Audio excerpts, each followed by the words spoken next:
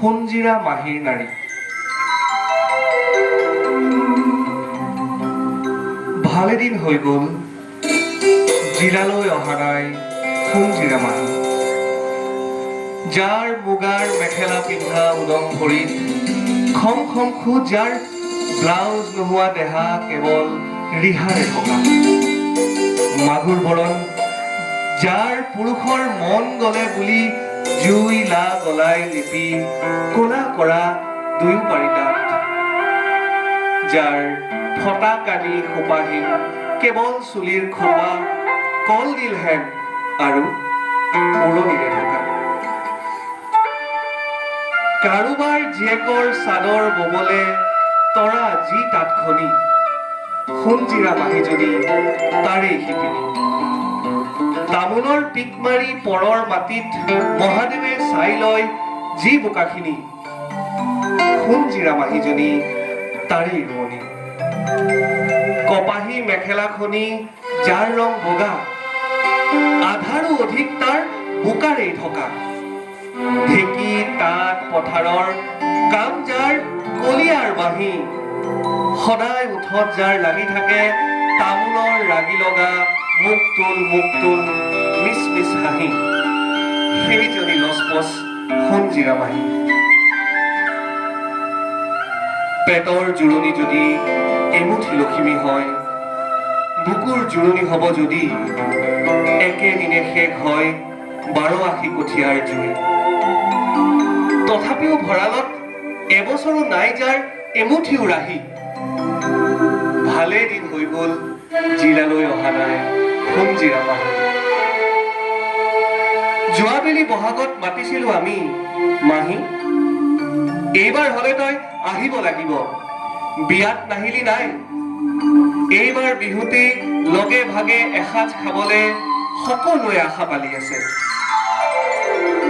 পাছে মাহী নহল অহা, তাৰো হেনো ঢেৰ কথা আছে।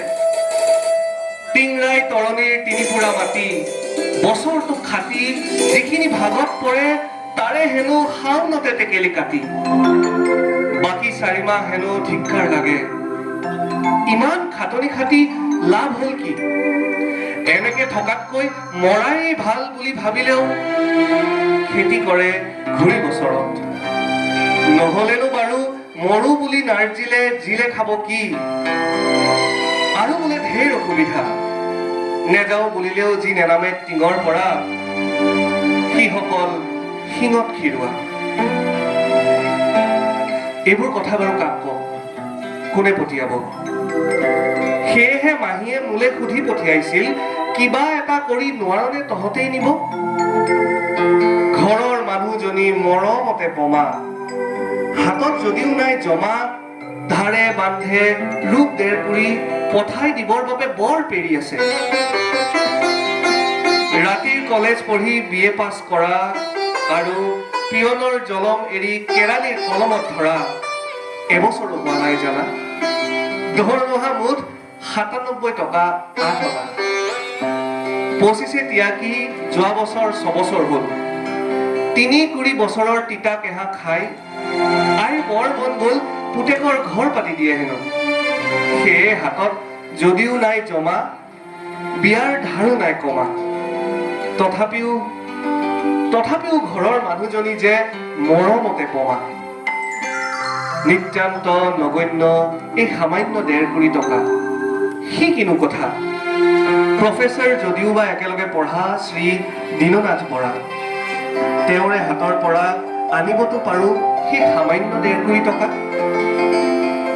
এনেতে হঠাৎ চকামকা দেখা পালো সোণজিৰা মাহী। হাঁহি হাঁহি সুধি দিলো, টকা পালি ক'ত? তত ল'ব পাই, ঠিতা দহে খালি টকা টকা, বেথা ঢাকি কথা কোৱাত পকা। মাহীজনীক দেখা নাই মই কাহানিও চকু পানী টোকা।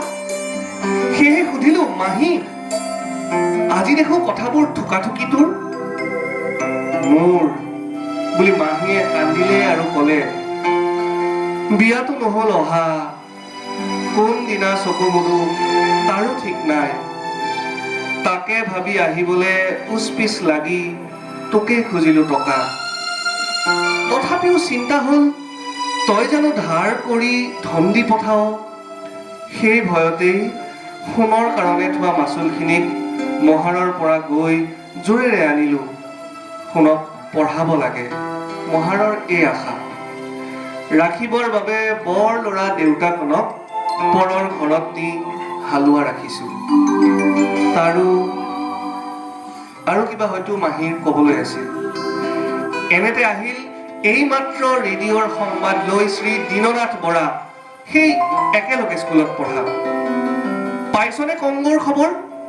লুমুম্বাৰ মৰা পোনাটিক চাবলৈ নিদিলে সিহঁতে। পলিন লুমুম্বাজনী শুকতে বাউলি। মাহী যদি থৰ লাগি ৰল।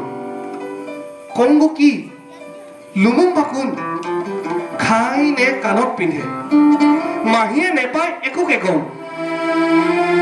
একমাত্ৰ এষাৰ কথাই বাৰে বাৰে আছে শোকত খুন্দিয়াই। কোন এই মৰা কেঁচুৱাটি? কোন তাৰ মাক? তাৰ পিতাকেই বা কোন? জানোবা সিহঁতো মোৰ কোনোবা আপোন। ধন্যবাদ।